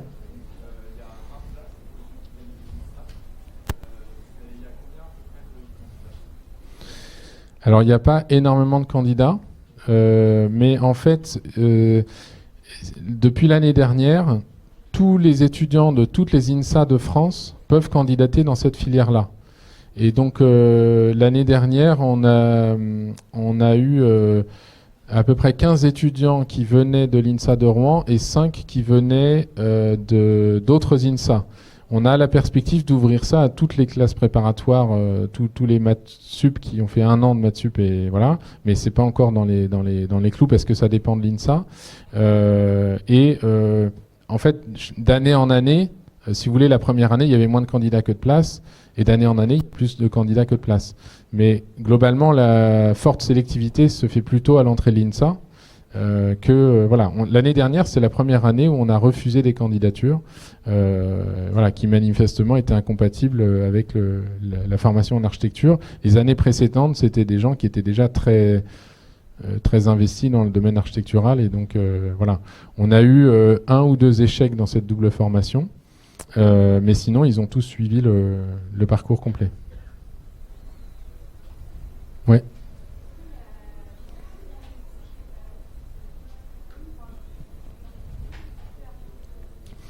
Alors, très bonne question. Aujourd'hui, en France, il y a 64 000 personnes qui sont diplômées en architecture. Depuis, je sais pas, ceux qui sont encore en activité, je sais pas quand est-ce qu'ils... il y en a qui sont en activité, qui ont été diplômés avant 68, puisqu'ils sont les Jean Nouvel et Ports-en-Parc, etc., sont diplômés de l'école des Beaux-Arts. Donc, il y a 64 000 personnes, il y en a 30 000 inscrites à l'ordre. Ça veut dire qu'il y a 34 000, il y a plus de personnes non inscrites à l'ordre des architectes que de personnes inscrites. Dans ces 34 000, vous avez une part de salariés en agence, donc qui pratiquent l'architecture, mais sans être inscrits à l'ordre. Et vous avez tout un tas de métiers. Et alors là, si vous rentrez à l'école, une des particularités de notre école, c'est qu'on fait des cours sur les métiers de ce qu'on dit les métiers de l'architecture, au sens le plus large. Vous avez des gens qui intègrent des collectivités locales dans les services d'urbanisme pour suivre les projets. Vous avez des gens qui vont être dans la maîtrise d'ouvrage, donc soit en collectivité locale, soit chez les promoteurs, dans les aménageurs, etc. Vous avez des gens qui vont travailler dans la médiation et qui vont faire un travail en urbanisme pour intégrer les habitants dans l'élaboration des projets. Vous avez des gens qui vont être artistes plasticiens, vous en avez d'autres qui vont être conseil, assistant à maîtrise d'ouvrage, juriste, élu. Voilà, il y a plein de possibilités offertes. Une des raisons, c'est que ce sont des études assez généralistes, mais qui ont une particularité, c'est qu'on vous forme à une capacité de synthèse sur des données complexes, dans lesquels vous travaillez en mode projet. C'est-à-dire que globalement, si vous êtes dans une école d'ingénieur, vous ferez quelques projets, mais globalement, vous avez des enseignements théoriques et puis des applications. Ici, en fait, on vous apprend à concevoir par vous-même et à suivre l'élaboration d'un projet sur des bases complexes. Et ça, c'est une qualité qui est largement reconnue et qui vous permet de valoriser ces compétences dans plein d'autres domaines que même celui de l'aménagement ou de la construction. Il y en a qui travaillent dans les banques, etc. Alors on n'a pas de statistiques hyper élaborées là-dessus, mais simplement des études qualitatives qui montrent qu'il y a des parcours. Vous pouvez devenir enseignant-chercheur. Il y en a qui sont professeurs d'université, qui sont architectes. Vous pouvez être architecte urbaniste de l'État. Vous rentrez dans un corps de l'État qui sont les architectes urbanistes. Il y a un panel de débouchés extrêmement large. Et la plupart du temps, ces personnes qui rentrent dans d'autres métiers, c'est parce qu'ils se raccrochent aussi à des formations universitaires qui sont très largement mobilisées dans les fins de parcours. Soit vous avez des spécialisations qui sont proposées dans les écoles, soit vous avez des formations qui sont ouvertes, je sais pas, aux arts et métiers, dans les universités, dans les départements d'urbanisme, à l'Institut d'urbanisme français. Vous avez plein en philosophie. Il y a plein de formations qui vous sont ouvertes à l'issue de votre diplôme et dans lesquelles vous pouvez acquérir des compétences spécifiques. Il y en a qui ils organisent des voyages aussi. J'en connais un, il est architecte, il est agence de voyage. Il y avait une question là.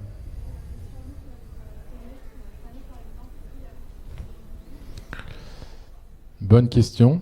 Alors, si vous rentrez là, j'espère que vous n'allez pas doubler, parce que ça veut dire qu'on n'aura pas sélectionné les meilleurs, et puis on ne vous aura pas bien accompagné par rapport à vos difficultés.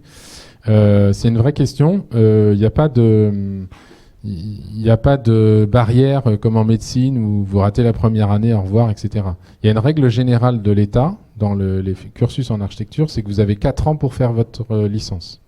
Au-delà des 4 ans, vous devez demander une dérogation au directeur de l'établissement.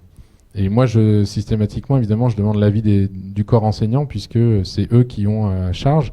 Ce qu'on n'arrive pas très bien à faire, mais qu'on essaye de réfléchir là-dessus, c'est quand on voit que manifestement il y a une incompatibilité ou une incohérence de cursus ou de capacité à suivre la formation, c'est d'arriver à vous accompagner vers trouver la bonne formation qui vous permet de vous réorienter. Mais il y a un taux d'échec relativement faible, mais ça arrive. Voilà.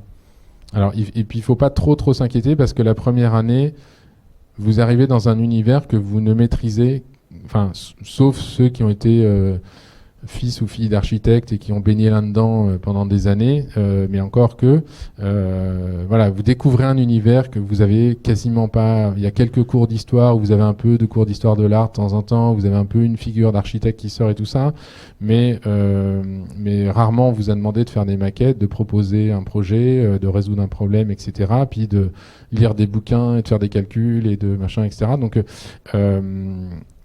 il y a une maturité qui se construit. Voilà, moi j'ai attendu la 3e année avant de redoubler pour que ça déclique, mais on peut prendre le temps. C'est des études. Idéalement, ne faites pas vos études en 5 ans. Parce qu'en fait, je connais aucun architecte dans mes collègues et de ma génération qui ont, je sais pas, je vois Laurent qui est là-bas. Est-ce que tu as fait tes études en 6 ans? À l'époque, c'était 6 ans. T'as pris combien de temps pour faire ton diplôme, Laurent? Combien? 12 ans et demi? Non, ah oui. Non, mais en tout, 7 ans, voilà. Bon, donc les études d'architecture, ça demande du recul, de la maturité, de l'expérience. Idéalement, faites une année de césure au cours de vos études. Idéalement, partez à l'étranger. Idéalement, faites autre chose. Je sais pas, il y en a qui ont fait des études d'anthropologie, sont revenus vers l'architecture et ils sont devenus Grand Prix national d'architecture. Voilà, c'est un parcours individuel, c'est à vous de le construire. Et partez pas pour faire un 100 mètres, quoi. Parce que ça, ça marche pas.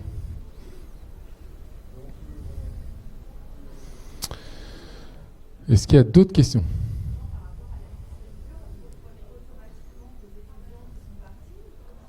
Alors l'année de césure, c'est une règle qui dépend nationale, hein. C'est quelque chose qui est organisé de manière juridique extrêmement claire. C'est-à-dire que c'est un dossier qui est déposé par l'étudiant qui présente un projet d'année de césure. On lui octroie son année de césure à partir de ce projet-là. Et on va dire, on gèle son... s'il a 4 ans pour faire sa licence, bah, ça gèle une année, quoi. Donc il a le droit de revenir, il a tous les gains qu'il a déjà obtenus, etc. Donc là-dessus, il n'y a pas de... C'est vrai dans tout l'enseignement supérieur là-dessus. Si vous êtes vous arrivez en première année et vous demandez une année de césure, bon, ça n'arrive pas, mais votre place, elle est garantie. Hein, mais voilà. Mais c'est ce que font les Australiens ou les Anglais. Et souvent, ils partent une année avant de commencer leur étude supérieure.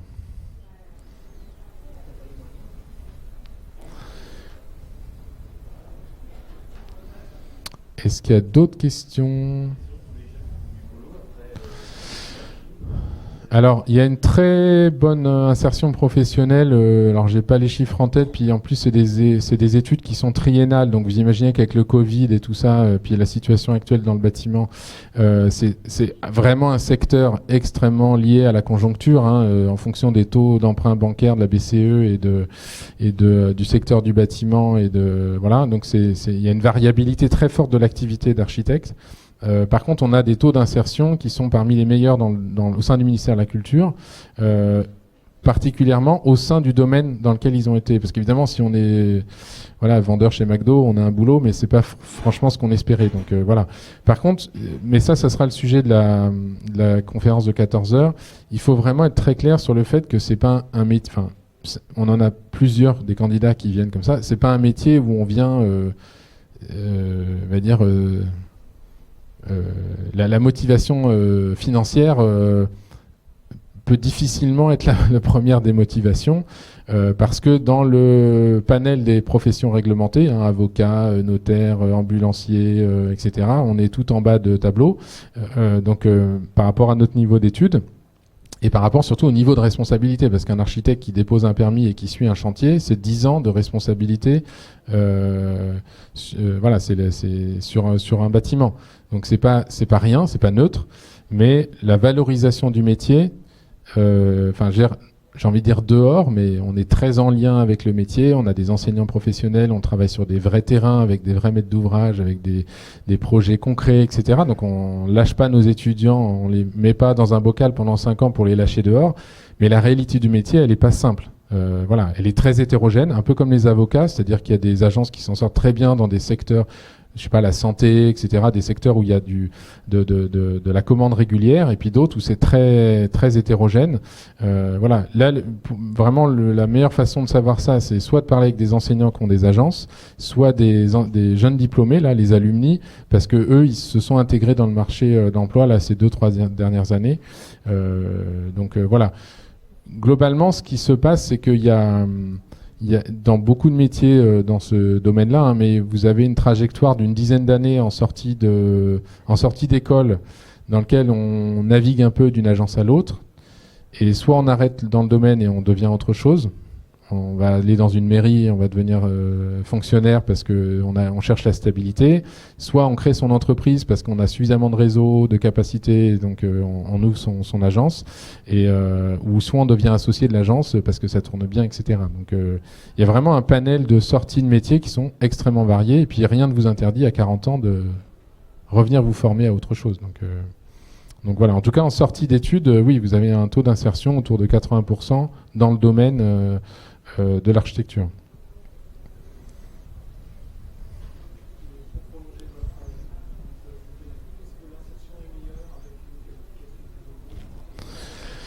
Ouais, j'aurais pas les chiffres malheureusement parce qu'on n'est pas très doué en suivi statistique là-dessus. Moi, c'est ma conviction personnelle, parce que je défends ça. Je défends l'idée qu'il faut que les architectes fassent plus que la formation en architecture. Donc voilà, c'est une intuition que j'ai, parce qu'aujourd'hui, le secteur, il est quand même ultra complexe. Il se spécialise beaucoup. Les questions environnementales sont quand même très lourdes, avec des enjeux en ingénierie, en social, en médiation, en politique, etc., qui sont de plus en plus difficiles à porter. On voit les contestations de plus en plus fortes de grands projets d'aménagement. Donc voilà, je ne vais pas vous parler du contournement S pour ceux qui sont rouennais, mais enfin voilà, il y a des sujets quand même qui sont lourds, dans lesquels on a besoin d'acteurs qui ont une capacité, une expérience, etc. Quand même, globalement, et ça c'est pour répondre aussi, d'une part, ce qu'il y a, c'est qu'il n'y a pas de... On n'est pas comme dans les écoles de commerce, où vous ne verrez jamais sur Internet le classement des meilleures écoles d'architecture, parce que globalement, ça ne change pas grand-chose que vous soyez diplômé... ça ne change pas grand-chose. Si, il faut être diplômé de l'ENSA Normandie, c'est beaucoup mieux, mais en étant très objectif, c'est pas ça qui va changer votre insertion professionnelle. Ce qui va changer, c'est tout ce que vous avez fait pendant votre parcours. Si vous avez pris 7 ans... Vous êtes allé, je sais pas, travailler 1 an aux États-Unis, vous êtes revenu, vous avez travaillé dans l'agence de machin, voilà, et puis vous avez fait une formation sur la construction en terre, et puis je sais pas quoi. C'est un profil qui va vous intéresser, qui va intéresser une agence, parce qu'on voit bien qu'il y a des capacités à faire, il y a un recul, il y a une maturité, et voilà. Donc c'est plus cette chose-là. Et j'ai envie de dire, nous, ce qu'on apprend, c'est aux étudiants à être curieux et à aller chercher à apprendre.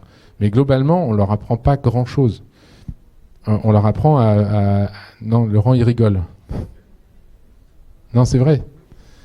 C'est à eux d'aller apprendre ailleurs, ou d'apprendre de leurs camarades. C'est à eux de savoir de comprendre qu'il faut se créer un réseau, que c'est fondamental, parce que voilà, il faut connaître des acteurs, des décideurs, voilà, tout ça s'apprend pas vraiment, ça s'apprend en partie à l'école, mais je crois que la question du niveau de rémunération, de l'activité que l'on va mener, etc., c'est vraiment quelque chose qui se construit sur le temps long. Et moi, je dis toujours aux étudiants, ne restez pas 5 ans dans cette école. Ça va vous pénaliser lourdement dans votre cursus. Voilà, parce que vous n'aurez eu qu'une frange ultra minoritaire de votre discipline, et donc ouvrez-vous tout ce que vous pouvez, quoi. Voilà.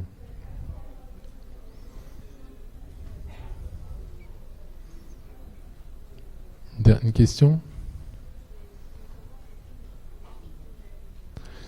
Parlez un peu plus fort parce que vous êtes très loin et j'entends pas. Oui, bonne question. Est-ce qu'on peut exercer la profession d'architecte à l'étranger alors, ça dépend Alors, en Europe, oui, évidemment, parce qu'il y a une reconnaissance, voilà. Donc, la HMONP vous permet de vous inscrire à l'ordre. Il y a beaucoup d'architectes étrangers qui travaillent en France plus que des architectes français qui travaillent à l'étranger. Parce que nous, on a un pays où il y a une régulation des concours publics qui permet aux agences de pouvoir travailler. Mais oui, au niveau européen, oui. Après, ça dépend de la législation de chacun des pays. Il y a un très très grand architecte qui s'appelait Mies van der Rohe, qui était un des plus grands architectes de l'entre-deux-guerres. Et il a émigré suite à l'arrivée des nazis aux États-Unis. Il n'avait pas le droit de déposer de permis de construire. Bon, ça lui a pas interdit de construire des grandes tours avec des architectes associés, mais comme c'est un métier qui est protégé de manière très différente d'un pays à l'autre, même en Italie par exemple, vous pouvez être ingénieur et faire de la réhabilitation sans être architecte, etc. Donc il y a des variations au sein des pays européens. Voilà, l'employabilité à l'étranger, encore une fois, ce que je me répète, mais elle dépendra plus de votre parcours que vous aurez eu pendant les études, à maîtriser les codes. En Allemagne, c'est pas tout à fait pareil. Voilà, vous allez en Suisse, par exemple, on attend beaucoup plus d'un architecte en Suisse, donc il est beaucoup mieux payé, parce qu'il a un travail beaucoup plus large que l'architecte en France, qui est en gros réduit au dépôt de permis, puis après, si on est gentil, on va lui laisser le chantier, quoi. Donc la culture d'organisation des métiers entre ingénieurs, architectes, pilotage de chantier, etc., elle est très variable d'un pays à l'autre. C'est vraiment quelque chose de complètement culturel. Donc il faut vous approprier les codes du pays dans lequel vous voulez travailler pour exercer. Et il y a des pays complètement dérégulés où il n'y a besoin d'aucun diplôme pour construire, mais je ne vous les citerai pas, je pense qu'on les voit tout le temps à la télévision. Il n'y a plus de questions ? Merci à tous. Oui, encore une question ? L'intelligence artificielle, ça tombe bien, on en a parlé hier en séminaire enseignant. Alors c'est un domaine, si vous vous intéressez à ce sujet, c'est pas l'ENSA Normandie qui sera la bonne porte d'entrée. Pour l'instant, l'intelligence artificielle, c'est surtout les étudiants qui utilisent ChatGPT pour rédiger quelques chapitres de leur mémoire. Mais alors ça se voit tout de suite, parce qu'il y a un truc très mal écrit, puis un truc politiquement correct, assez neutre, assez machin, mais bien écrit sans faute, puis après la conclusion elle est pleine de fautes. Bon, on sait que là, ce truc-là, il vient pas de l'étudiant. Donc c'est soit du plagiat, soit du ChatGPT. Sur la conception architecturale, j'ai vu des choses où effectivement on mobilise ça, mais alors je pense qu'on n'est pas très très bon en France d'une manière générale là-dessus. Malgré tout, à Paris-Val-de-Seine, vous avez une chaire sur l'intelligence artificielle. À Grenoble, vous avez des enseignants chercheurs en informatique, ce qui est assez rare dans les écoles d'architecture, parce que comme on n'est pas un département d'une école polytechnique, donc on n'a pas, si vous voulez, un département de recherche en informatique dans nos écoles. On n'a pas la capacité à déployer sans s'associer avec d'autres partenaires sur ces questions-là. On sait que dans tous les domaines artistiques et créatifs, c'est une vraie question, parce qu'en gros, aujourd'hui, l'intelligence artificielle pompe énormément de choses des créations. Voilà. On sait que tous les jours, il y a des centaines de bouquins qui paraissent sur Amazon qui ne sont pas écrits par des auteurs, mais par une intelligence artificielle. Au niveau de l'architecture, ça n'a pas encore touché nos pratiques. En tout cas, c'est très réduit à quelques architectes. Il y a eu un documentaire là-dessus sur Arte. Mais on sait qu'on est au-devant d'une question un peu fondamentale, mais qui s'est posée de la même façon à chaque fois qu'on a changé nos outils. Hein. Donc voilà, pour l'instant, c'est pas quelque chose qu'on enseigne, c'est pas quelque chose qu'on connaît et qu'on maîtrise. C'est quelque chose qu'on appréhende beaucoup et on n'est pas moteur, nous architectes, sur ce sujet-là, faute on va dire, de compétences internes. Donc il faut que l'ex-ministre de la Culture nous avait posé cette question. Elle avait dit qu'est-ce que ça peut changer pour votre profession, et voilà, on reste vraiment à des balbutiements sur ces questions-là.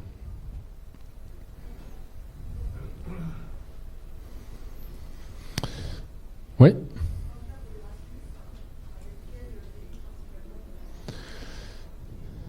Alors, on doit avoir alors, je vais être bonne colle là. Il y a les services internationaux là qui sont là-bas si vous voulez savoir, mais en gros, on doit avoir une 50aine de destinations. Mais Erasmus finance pas que en Europe, mais aussi on a Chili, Brésil. Et je sais plus quoi d'autre. Enfin, voilà, c'est assez large. Donc, ça dépend des accords de chaque établissement. Mais on a suffisamment de destinations. On a à peu près 80 places à l'étranger dans, grosso modo, 90% de pays européens. Je sais pas, en Pologne, en Italie, en Espagne, en Belgique, en Suisse, en Allemagne, dans les pays du Nord, ou je sais pas quoi. Voilà. Ça, vous pouvez aller voir la carte, d'ailleurs, elle doit être sur Internet. Ben, merci à tous, et puis on reste disponible pour les questions.